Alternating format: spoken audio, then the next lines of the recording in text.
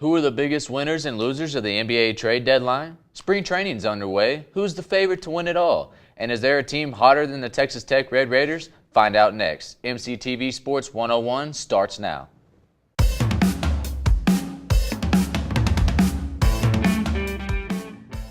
Welcome to MCTV Sports 101. I'm Kyle Stafford.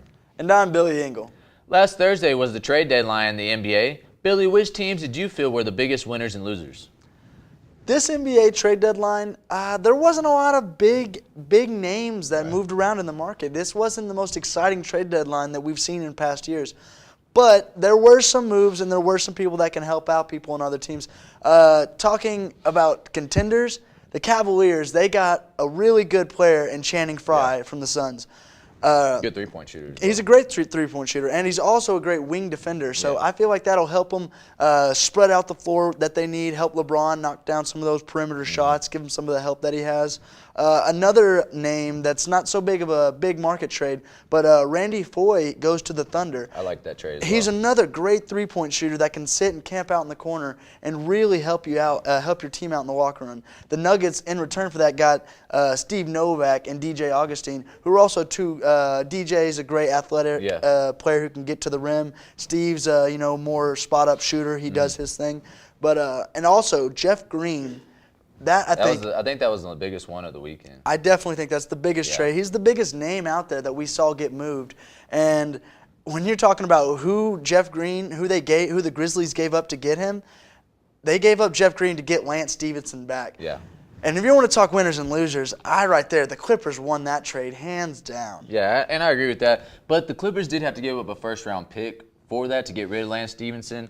Jeff Green's a great complimentary piece. They did need a three in the Clippers. I like the Washington Wizards getting Markieff Morris right at the deadline. I think that's going to help them. And I think the biggest loser was Houston Rockets, not getting rid of Dwight Howard. And, in fact, their trade got voided as well due to a failed physical. So Well, sticking with the NBA, Kyle's, whose performance was better? Damian Lillard's 51-point, 7-assist effort against the Golden State Warriors, or Anthony Davis's 59-point, 20-rebound outburst against the Pistons? Well, they're both impressive, but I think I'm going to have to go with Damian Lillard's because against who was against? The 50-5 Golden State Warriors. He did against Steph Curry. He outscored Steph Curry, and he's been on a tear lately. I mean, I'm looking at his numbers, 5 straight 30-point games. 35.8 points per game over his last 5. Why is he not in the MVP conversation? His team is the 6th seed in the West, lost his entire starting 5 from last year except for him. I couldn't agree with you more. Damian Lillard has been killing it down the stretch as of late. But if you want to I want to go and play devil's advocate here and go with Anthony Davis. We haven't seen a big man put up that type of production, and I couldn't tell you how long with 59 points, and the way he did it too, he wasn't doing it just under the rim. He was making shots. He had 2 3-pointers that game. He was hitting. He was putting it in from everywhere around the court. So I'm gonna have to go with Anthony Davis. Moving on to the MLB, spring training is officially underway. Kyle, who's your favorite to win it all? Well, there's a lot of teams in this conversation. I'm gonna go with my Houston Astros. I'm going to be a little biased here. But, I think Chicago Cubs and the Mets got a great chance at the National League. The Chicago Cubs returned practically their entire lineup. And they added Ben Zobrist as well, who was with the Royals last year.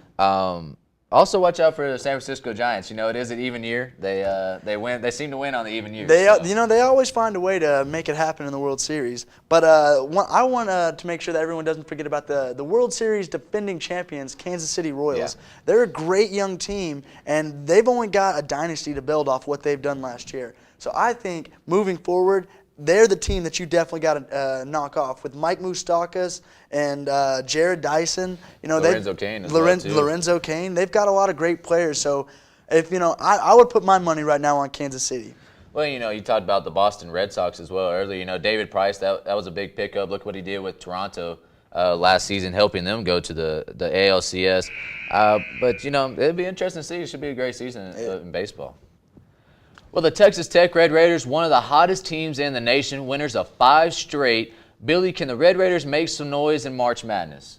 Oh, I definitely think they can. Yeah. And what's great about Texas Tech and the way they're playing right now specifically is they're getting production from everyone on the court. Definitely. It is not one all-star that is just doing all the workload for them. It is a team's effort right now, and it's just great basketball. Tubby Smith has these guys playing outstanding. And I'm just looking at some stats over the last 4 games. We've had 4 different high point scorers of the game. Last night we had Aaron Ross with a career high of 25. Yeah. The game before that, Todrick Grocher against Oklahoma State put up 24. And then before that against OU, 17, Aaron Ross once again. Yeah. And then against Baylor, Keenan Evans with 21. So this isn't just one person that's doing this. It's a team effort. Yeah, and you have to start with Tubby Smith because, the job he's done in 3 years here in Lubbock, turning around this program, but he's got the players. And these guys, they figured it out. Guys like Keenan Evans, Justin Gray, even Todrick Grocher in his 5th year, he's really coming to his own. And Aaron Ross, he's been through a lot of injuries over his first couple seasons here, a lot of knee injuries. He has really blossomed into a star, especially in conference play. The last 8, he's been averaging 17 points a game. And don't forget about the high-flying Zach Smith, man. This dude's averaging about 8.4 boards a game over his last, 9, shooting 67% from the free throw line as well. I think it's a big thing for him. But Aaron Ross at 86% free throw shooter, 40% from down. He's 6'8", man. To get that big. But you talked about Tubby Smith. And can Tech make a run? It's going to start with him. Because if you look at what he has done over his career, this will be his 5th program at Tech West to make the tournament that he's taken to the big dance, which is only the 2nd coach in the history to ever do it. He has a national championship. And 9 of his 17 appearances have led to Sweet 16. So I'd say that's a pretty good record. Hey, Tubby Smith has the resume, but what it all boils down to is how much these players on this team want it. It's not going to be easy. They're going to have to, down the stretch, once they get into the Big 12 tournament and hopefully into the tournament, they're going to have to play great defense, and they're going to have to make shots like they've been doing the last of late. Yeah, Aaron Ross and Evans got to keep on like they have been. Well, before we get out here, Billy, can Tech pull off the upset this weekend at the Phog where the Jayhawks haven't lost in 40 straight games? Well, I'm going to tell you, if they want to upset Kansas at their own house, it's not going to be easy and almost impossible.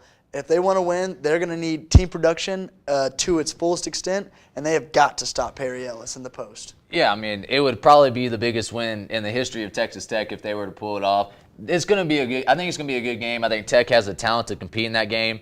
It's very hard to win at the Phog. 40 straight, the last 40 teams going have all lost, and that includes Kentucky and Oklahoma this year. So it'll be tough to see who will win that game, but I think Tech's got a shot. Like you said, if they play well together, Keenan Evans and Aaron Ross keep playing well, you never know. Hey, that's why they play the game. Hey, it's almost March, right? Well, that's our show for this week's edition of MCTV Sports 101. Join us next week for the latest big-name stories in sports. I'm Kyle Stafford. And I'm Billy Ingle. Till next time.